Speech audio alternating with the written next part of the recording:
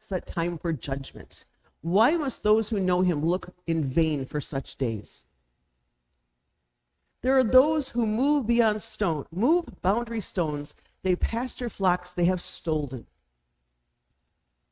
They drive away the orphan's donkey and take the widow's ox in pledge. Like wild donkeys in the desert, the poor go about their labor of foraging for food. The wasteland provides food for their children. They gather fodder in the fields and glean in the vineyards of the wicked. Lacking clothes, they spend the night naked. They have nothing to cover themselves in the cold. They are drenched by the mountain rains and hug the rocks for lack of shelter. The fatherless child is snatched from the breast. The infant of the poor is seized for debt. Lacking clothes, they go about naked. They carry their sheaves, but still go hungry. They crush olives among the terraces. They tread the winepress, yet they suffer thirst. The groans of the dying rise up from the city, and the souls of the wounded cried out for help. But God charges no one with wrongdoings.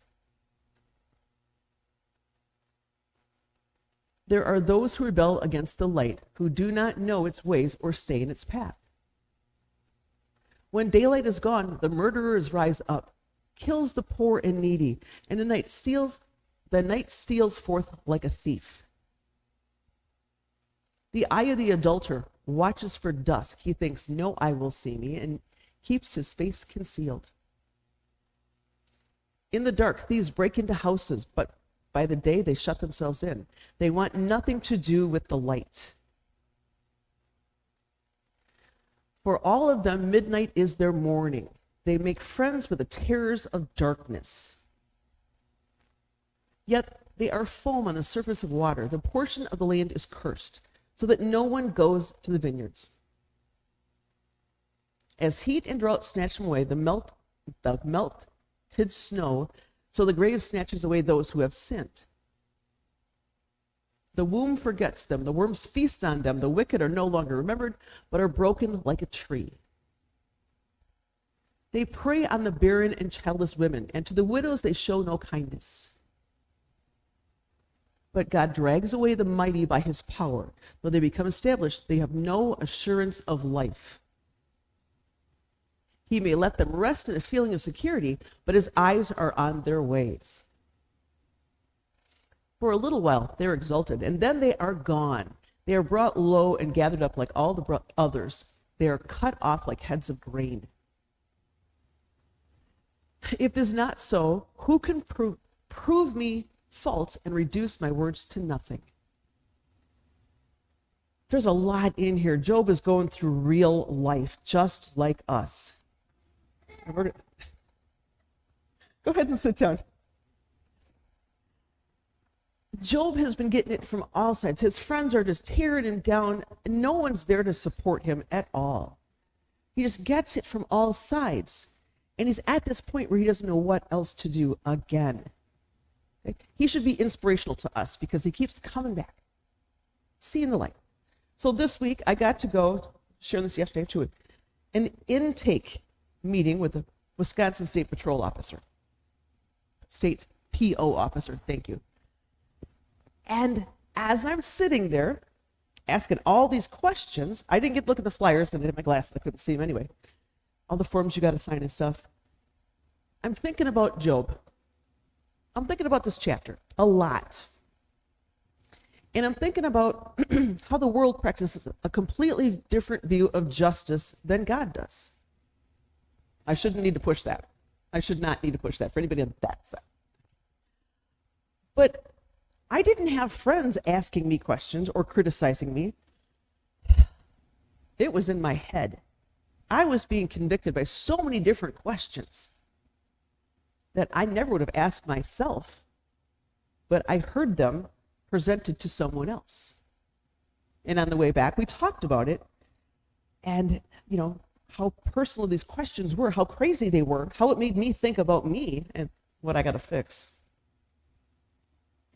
I'm admitting it. I have to fix things. That's a big amen. But it really made me think about things. I've shared some stories about the horrible things I've done, but I got a whole lot more I refuse to share about being awful and terrible and rotten. Because I'm just as human as you guys. And a lot of times, I'm worse than you. I'm way worse than you. But again, I had to answer I chose to answer all these questions in my head. And now I have to take a look at myself. So I'm Job with someone asking, I'm listening to someone else's conversation. And I'm being convicted. Not my friend.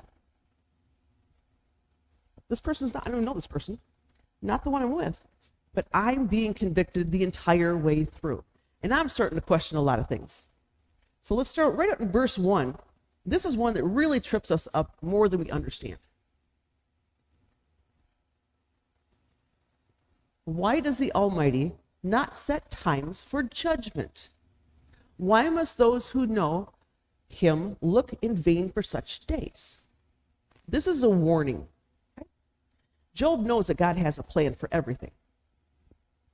And God is the only one who knows when things are going to happen. But you will find people every other day who go, oh, I wish the end was near. I wish it was today. No, you don't. Because you know deep in your heart, I'll speak for myself, I don't know if I'm ready. I'm not sure if I have all my ducks in a row. There's going to be one thing that's going to trip me up. So for me to say, oh, I wish today was Judgment Day. No, we don't. No, we don't. Because we got a lot of things to fix. Again, I'll speak for myself. But I always find older people. The end is near. It's going to be here soon. Do this, do that. I can say all kinds of things. Last night I shared about rebuilding a carburetor. Once. With direction. If there was a test at the pearly gates to rebuild a carburetor, I'm out. I can't do that. If there's a test or 60 questions, I'm not going to get them all right. We need to work on things. We need to have a real relationship. And we cannot keep complaining and whining because God won't reveal his plans to us because we don't need to know. We just need to be the best we can be on this journey. And we need to be here for each other. Because, again, we all need each other to support us. Each other. We all got problems. We all got things. So in Amos chapter 5, verse 18,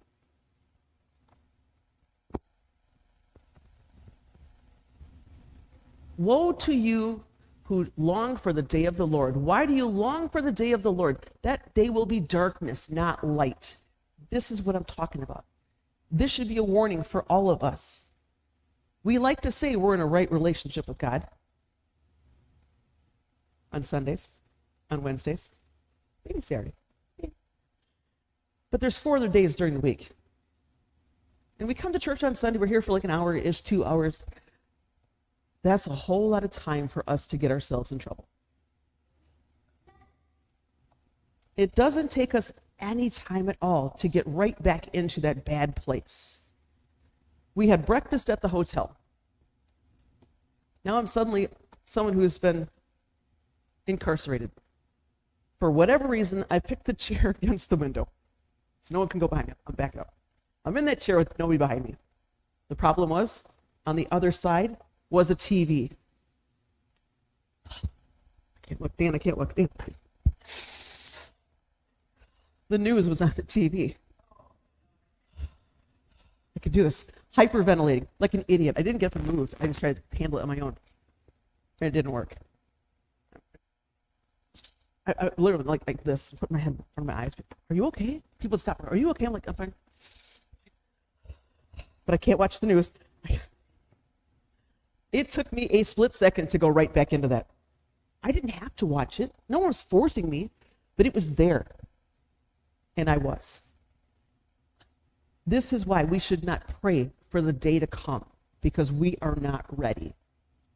Or at least pray for me because I'm not ready. Okay? I know it sounds silly, but I have papers that say I'm ready, but they don't mean a thing. Nothing. I'm still human, very human, and very flawed. Thank you. I appreciate you back there. Verse 2. And this should make sense to all of us. There are those who move boundary stones, and they pasture flocks that they have stolen. People take stuff all the time that's not theirs. All the time. Thinking they can make some money on it, do something with it. Whatever. Increase their bottom line. They're going to take something. A gentleman last night sat back there and stood up and he said, I just want to share that I've been convicted by the Lord. I was going to do something, but he said, don't. It'll be okay. Now that one's crying. He came into the office just sobbing like a little kid. He had a Ziploc bag of instant coffee in his pocket that he took from downstairs. And he was sure he could take it back with him, get it in, and sell it for $20. Took something that wasn't his. We do this a lot. And not just possessions. We take somebody else's words and say they're ours. We take stuff.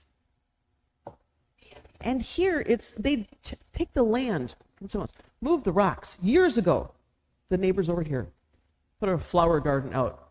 And you'll remember.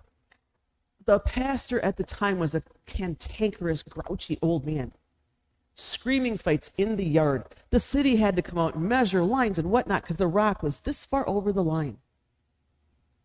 They took care of it. They mowed it. We didn't do a thing with it, but he could not have that. Screaming. His witness was shot so many times, I can't even tell you, because he would start fights in the yard with whoever's mowing the grass. We were in the sanctuary right here. And he picked a fight with, right about you, a guy stood up and made a comment about something, a roof, or I don't even know what it was at this point. Let's take this outside.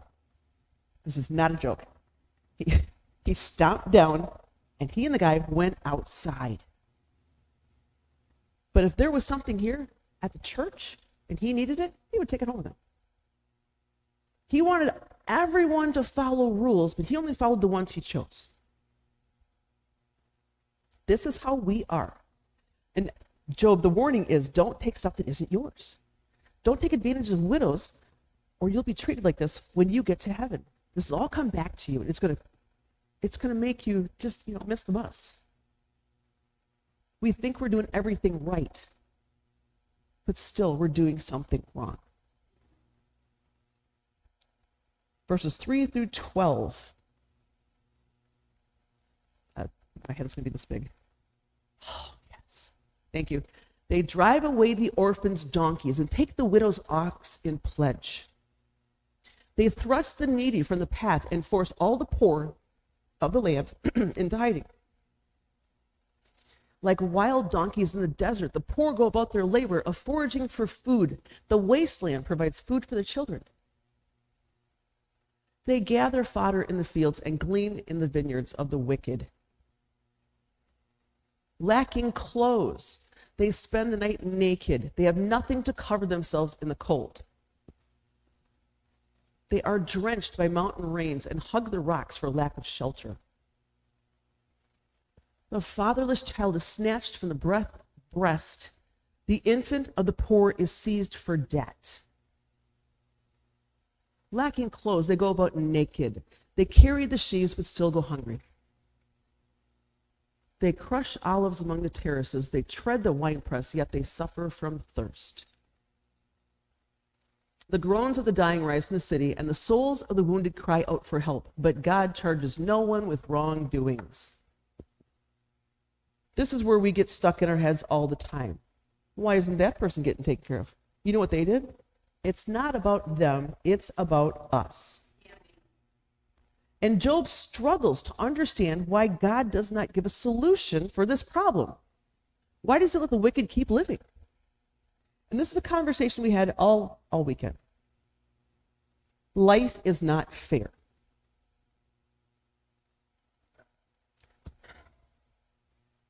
When I'm here on Tuesday for Pantry, I just stand on there and go, don't make me push the button. If I reach up here, they go, amen, amen. Life is not fair. And Job is going down this list of horrible injustices that he sees in the world. He highlights the crimes of the oppressed and the suffering of the oppressors. We see this all the time. Again, the news was on. Trying not to look. Can't help it. I can't get sucked into that. Doris shared a couple weeks ago about an earthquake somewhere. Children were killed. Remember? Some country somewhere. I knew nothing about it. You shared about something else yesterday. I know nothing about it. I have my head full of so many other things. I can't look at that stuff. I got to keep my head straight. I got to keep focused. In the Old Testament and today, it was common practice. If somebody owed you money, it was a pledge. But the Old Testament had laws that we don't practice anymore and said, if they owe you money, you could take their garments, you could take their coat, whatever, but you have to give it back to them at night. You can't keep it. Here, if I take something that's yours, you're not getting it back. It's just how it goes. The Old Testament laws, again, didn't want people to get sick, cold, die. They wanted people to take care of each other. Here, we don't do that. And Job is questioning that all this is going on. If human courts would just punish the wicked, why doesn't God? The trouble is, that is our opinion. We don't see other people's lives. We don't know what's going on in them. I have a friend. She has 3 kids. Her two daughters are adults with children of their own. They fight like cats and dogs. It can be anywhere, anytime. They'll just start a fist fight. Pulling hair, scratching. Girl fights, you know what those are. And they start these fights. One son, he walks away. I can't be around the two. I just can't stand the two of them. She has a house, a place on a lake, and there's a lady that kept coming and visiting. I wish I had a family like yours. I wish my family was so perfect like yours. And she's like, my family's perfect. My family's horrible. No, I watch your family. Your family's perfect. They do everything right. This, that, and the other thing. And the woman went home that night and hung herself. And my friend's like, we're not perfect. We're horrible. You know my kids. You know my mom. I'm like, yes, I do. Her mom will start a fight. But on the outside looking in, that's all this person could see was perfection. And they were so jealous. What a thought. If you even think for a minute that Dan and I are close to perfect, forget it all. It's wrong. Not even close. But we like to think that other people are far better off than us, that they got it all going on. No, we don't. We struggle with things all the time. We have problems. On the outside, again, looking in, oh, look at them, they're perfect. We have to look at the bigger picture, not compare ourselves to others. Just look at ourselves the way that God looks at us. As his children. I'm not going to let you say amen to this, because children do whatever they want and they do a lot of stuff wrong. I want to push it. But when we act like that, we're acting like little kids, demanding our own way, stomping our feet. What we need to do is focus on God and the good things in life, because it's really easy to get sucked into all the bad stuff that's going on. Bad stuff we're going through. Lose a job, get a job, do something else. Car breaks down. Whatnot. Get to the hotel and there's no water because it's a boiler. I brought my swing. I wanted to swim. Nope, can't. I wanted to skip most of the meetings and just sit in the hot tub. Nope. Not my way, but his way. That's what we need to focus on. Because if I would have skipped that meeting and that lunch, we would not have a van coming our way. And that is huge when you think about it. Huge. We want to give this to you. The joke is, I have superpowers. It is a joke, a big joke. I went to Hy-Vee one day to pick some stuff up, and I passed a side-by-side refrigerator freezer on the curb. They were just moving in downstairs at the parsonage, and the sign said, "For Unit Works." Stainless steel, by the way. Brought it back, took it downstairs. Then one of the guys said, "Hey, if you see a stove," 2 days later, I dropped boys off at Parker for school. There's a black stove sitting on the curb that says it works. Hey, do you find a recliner? Last Sunday night, we came to church with the Scion, which means the recliner didn't fit all the way in the Scions. We had to lay it down, slide it in the back. I sat on the chair, the back of the chair, while Dan drove, with a free recliner. I have superpowers. I can find anything, anywhere, for cheap or next to nothing. This 15-passenger van for how much? $0. That doesn't happen in the real world. But when I was going home on Tuesday and I'm praying, I know you're going to provide what we need or take care of it, this and this. That was on Tuesday. By Friday, we had a van. I have goosebumps, just so you know. That quick. Instead of me watching the news and worrying about other things I can't control, and why isn't that mean person getting in trouble? And I have a favorite pastor I like to pick on that transferred to a different church, took out a $60,000 loan from the district. Well, we can't afford to pay it back. They were having things for grants. He applied for a grant for the church. Got a grant for thousands of dollars more. Well, we can't afford that either. We need help with everything. And yes, I'm sinning. Get it out of your system. When I compare us to them and how we get just blessings poured on top of us and they struggle, it makes me question, like Job, what's going on? And again, this is a pastor from several different churches, 4th, 5th generation Nazarene pastor, struggling with his wife, with his children, with his mother-in-law. He struggles in every part of his life, but has the best advice for you what you should do, like Job's friends. Let's keep going. I'm ranting again. 13 through 17. Going to get myself in trouble right now. There are those who rebel against the light, who do not know its ways or stay in its path. When daylight is gone, the murderers rise up, kill the poor and needy, and the night steals forth like a thief.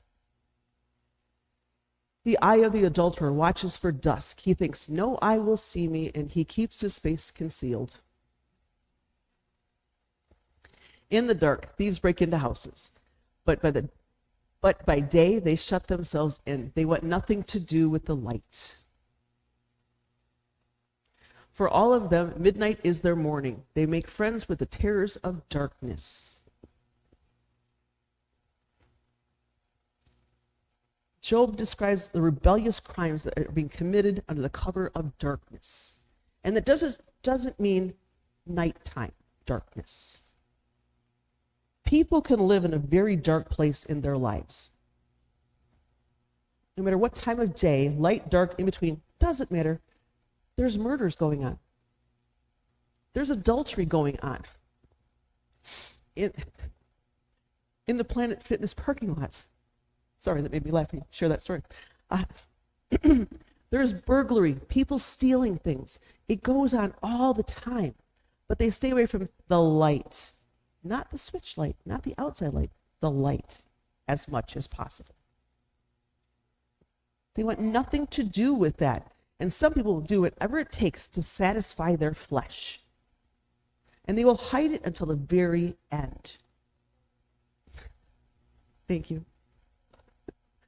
They live under misunderstandings of if they cannot see God, he can't see them. That is a very huge thing that people say a lot. Well, if I can't see him, he can't see me. That goes back to that little kid thinking. Because every Saturday night and Sunday night, there will be a little kid under the table out here eating donuts. While mom's chasing the other two around and dad's talking, drinking coffee, there's one under the table every week making a pile of crumbs as big as she is, eating donuts. Well, you can't see me, so I can't see you. I'm good. But this is how we do stuff in our lives also. Well, God's pretty busy right now with the thing going on in the news, so I can do what I want. I want to get myself in trouble, but it's going to be okay. We need to be careful with our thoughts. Our thoughts are what's going to trip us up. Because the thoughts in my brain sometimes are not good. Not good at all. And again, I'm perfectly honest, I'll share that. I do stuff wrong all the time. But we need to stay focused on the light and not worry about what they're doing. We can pray for our friends. We can be concerned about our friends, but we cannot change them. That's not our job. Because if we could change anybody in the world, we should change ourselves, and we can't even do that right.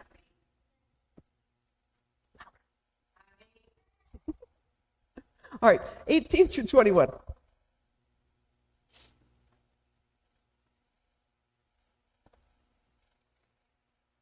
Yet they are foam on the surface of water. Their portion of the land is cursed, so that no one goes to the vineyards.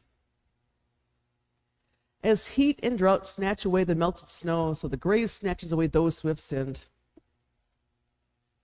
The womb forgets them. The worms feast on them. The wicked are no longer remembered, but are like broken like a tree. They prey on the barren and childless women, and to the widow they show no kindness. Job goes back to his friends' thinking once again, their opinions, and their view of what life is supposed to be like. He said, all the wicked should experience the same punishment that he was being punished. If that's how the law was going to be, if his friends really believed that Job was being punished for what he did, then everybody else should be punished the same way. And again, Job is back and forth, the poor guy. Because now he says, clearly they're not getting punished. Why am I? Job was confused. Job is just in a place where he doesn't know where to turn. He doesn't know who to talk to. He has no one but his friends who are just doing him no good at all. None. Again, this is why it's so important to be here and be available for each other. Junior gave me some grief this morning. I forgot to text him last night. I texted him on Saturday nights to go, will I see you tomorrow? Well, last night I fell asleep in the recliner, where I like to sleep a lot. And I woke up at 2:34. Junior, was that time it was? 2:34. I'm exhausted. I can't see straight. It took me 5 tries to type 3 words on my phone. He's like, why were you up at that time? What were you doing up? Sometimes I get phone calls at that time of night. I get them all day long. People having a crisis. But I always answer them. And here Job, again, is talking about, I've got no one. I don't know who to talk to. I've got no one to help me out here. I'm crying out to God and he's not answering. What do? I'm in this place where I don't know what to do. He's not arguing with God about everything. He's saying that where he's standing, it looks like God rewards the wicked and punishes the righteous. Because he's outside looking in again. He was simply sharing his case that a righteous man was suffering and others weren't. Can I keep him? Can I pick you up on Sundays? You could ride my big truck. Job says, people all around me are getting away with murder, and I'm being punished.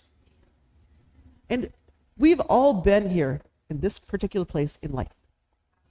Everybody's getting away with everything, and I got in trouble for one thing, and it's not even something I did wrong. It's not fair. And that's what Job is saying. He says, no, any other way to word it, it's not fair. So look at 22 through 25, Courtney. Because I like how he starts out one side, gets lost in the middle, and ends up where he's supposed to be at the end. 22, please. Thank you. But God drags away the mighty by his power, though they become established, they have no assurance of life. He may let them rest in a feeling of security, but his eyes are on their ways. For a little while they are exalted, and then they are gone. They are brought low and gathered up like all the others. They are cut off like heads of grain. If this is not so, who can prove me false and reduce my words to nothing? Job sees a glimmer of hope. And this makes me think about, and I can't remember his name. Someone's going to have to help me with this if you guys don't know it. The basketball player in a helicopter crash. Okay, Kobe Bryant. Top of the game. He's got it all going on. And then it's gone. In a blink of an eye, it's all gone. And Job's going, it could go this quick. And it's just gone.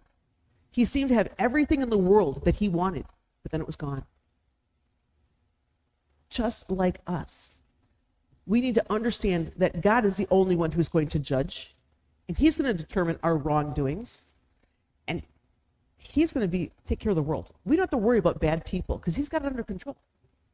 What we like to do is make ourselves feel better by looking at what they're going through. And we celebrate. Courtney, wave your hand. And we celebrate, and we get such a thrill out of Jeffrey Dahmer getting killed in prison. He was evil. He deserved that. This person was bad. They deserved it. There are people looking at us going, they deserve it. Boy, they deserve that. But that's not our job. We shouldn't be judging each other.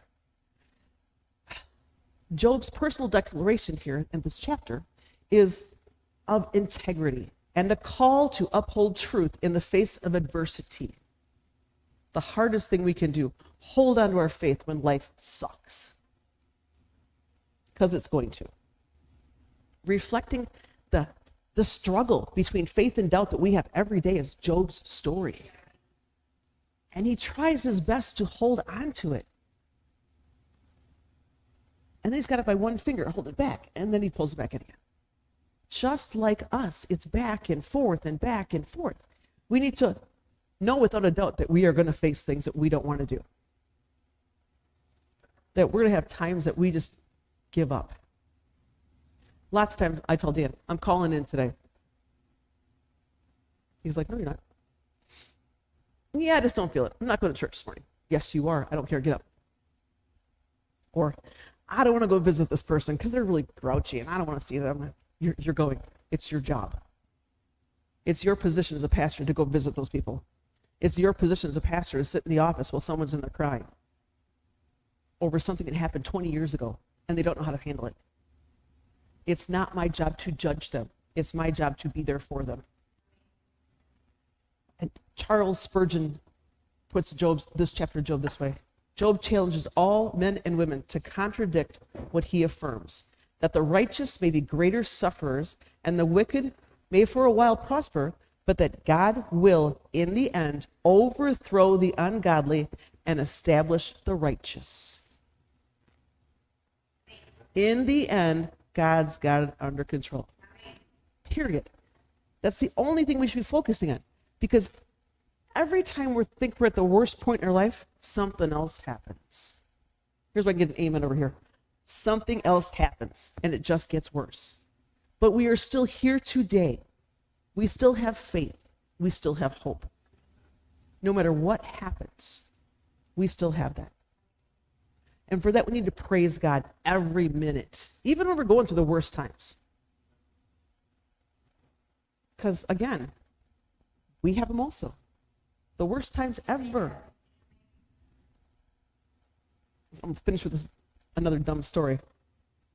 Several years ago, I was here Sunday morning. It was a mission thing. I couldn't come back from missions. I was really sick and in a lot of pain. Curled up in a ball on my bed, just suffering, taking Tylenol, whatever I can take to numb the pain. I ignored it as best I could until Tuesday. Okay, just a couple days. I can't stand up straight. I'm doubled over. I'm just dying. Refused to go to the hospital. I give Norway $20 and go, I gotta go. Here's 20, Grandpa's sleeping, don't wake him up, don't tell him where I went. I get to the emergency room, they get me right in. They shoot me up with all the best drugs. Now I'm like, oh, I can unroll. It turned out I had a really, really large kidney stone. Very large. Long story short, they asked me what I did for a living, and I got to share that. And when I'm being wheeled into the operating room for my procedure, a lovely nurse says, so what? What about this? What about that? And I said, well, I'm a pastor. And she's like, oh, good. And she stops the cart in the hallway, puts the brake on because I'm going to run or something. And she starts asking me all kinds of questions. She needed someone to talk to ask questions about her faith and what's going on. And what about this? Thank you. It would have been very easy for me to go, just shoot me up and get me in there, would you please? But in that worst time of being doubled over in pain and shot up with drugs, I still had the opportunity to share with her. In my opinion, it couldn't have gotten any worse. But it was worse for someone else, and I needed to be there for them. And that was not me. That interaction was nothing about me. That's what God does in our lives. Every day. And we need to pay attention to that. So when we're in that pit, like Joel, we can still focus. We can still share. Because we've been sometimes through the worst and out again. But, again, we're going to keep struggling as long as we're alive. We're going to be the best olive oil at the end of our game as we've ever had. We get crushed all the time. We're finding the fire all the time. So we can be better and more like Jesus. Would you stand and bow your heads? Gracious Heavenly Father, once again, we praise you and thank you for your message. It's so awesome when we can apply it to our lives in a way that makes sense, that we can see how it's going to work out for the better. Even though things are so dark at times, you promise us that it's going to be okay. As long as we're following you, as long as you are the biggest part of our lives, the love of our lives, it's going to be okay. I know without a doubt, because I say all the time, I'm not going to sing, I don't sing, that one day I am going to be up here singing.